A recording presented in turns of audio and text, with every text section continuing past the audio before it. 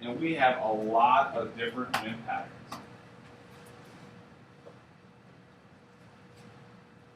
Good man. All right, so what's kind of interesting when we look at these winds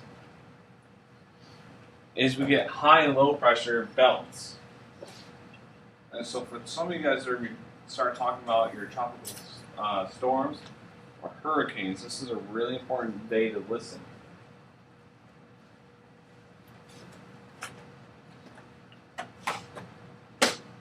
Someone explain to me high pressure versus low pressure. What's the difference? Basic difference between high pressure and low pressure.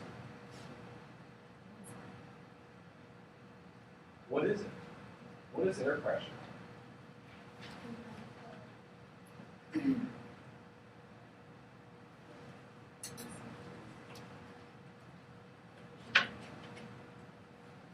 say what the forward.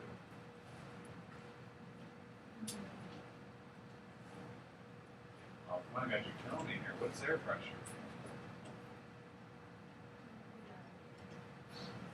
Not 300, that'll be volume.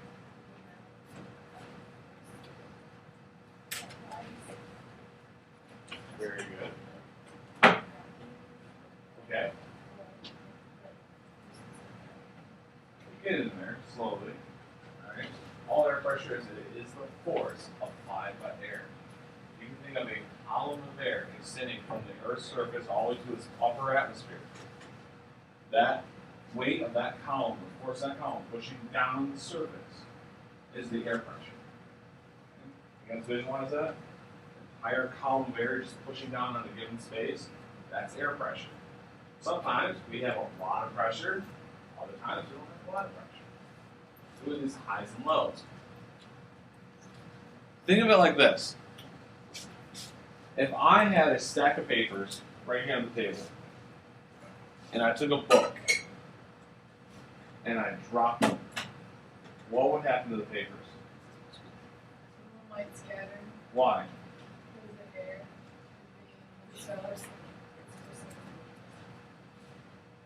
It's forcing the air out.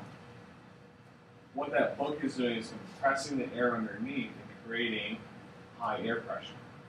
So anytime that pressure is being, or that air is being compressed, that's high pressure. When the book goes down, that high pressure goes away from the high and heads to where? Highs to lows.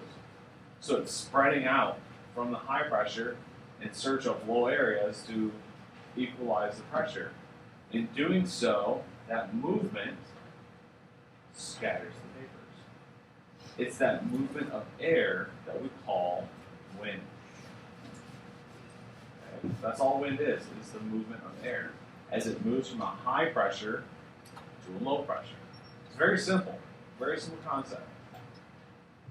Yes? Alright, so how do people dive in if they fall from a far distance onto water? Ooh, water is unique. Water is very unique. It has a very high tensile strength with high velocity. So if you're coming from a very high altitude and dropping very fast, basically it acts like cement. You will hit that surface of water and just not going and that's basically what you feel. Anybody ever done a belly flop before will understand what that feels like. Okay? Most people try not to do it more than once, unless you somehow hate yourself. So that's kind of it. Water is just, it's weird. Water is always the oddball. It's neutral, it has no acidity. It's not an acid, it's not a base, it's neutral. Okay? It's the one thing that actually expands when you freeze it, which is even more interesting. So it does like all of a sudden nothing else is supposed to do. It's the only compound that exists in all three forms, all three phases of matter, naturally. So it's just like this give and take. This water's weird, just learn about water. But in that sense with water, the tensile strength is actually really important because when we measure air pressure using a water barometer, it actually pushes down the water in the pan, forces that water back up in tube. And it's because of that tensile strength. Okay, pushing all that water at once. Okay. So we understand that all air pressure is just air being compressed and air being released. You understand that? Hey, you got that, Tyler? I'll write that down again for you. So, what I want you to pay very close attention to are the flows in this diagram. My arrow's here, and it's rotating in this direction. This is three-dimensional, so it's actually coming up, and coming back down to the ground, coming back up, coming back down to the ground. On this side, this one's coming up, and they're actually coming together. You guys see that? So if I have all this air forced down inside of it, what kind of pressure is that going to create? High pressure. It's being compressed. On the other end of that, though, I have two other cycles farther south that are coming up like this. So what is it actually doing at the surface? It's taking the air away from the surface and therefore creating low pressure. And so we have these low pressure belts, high pressure belts, low pressure, high pressure, high, low, high, low. And so we actually get these belts that occur. We look at our region. We actually live up here in a high pressure region. That doesn't mean that low pressures don't exist.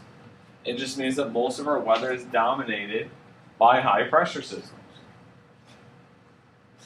Now, these series of belts that you see,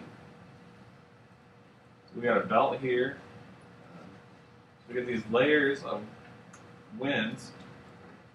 Each one of those has a different name. So let's actually look at those in more detail. The trade winds are located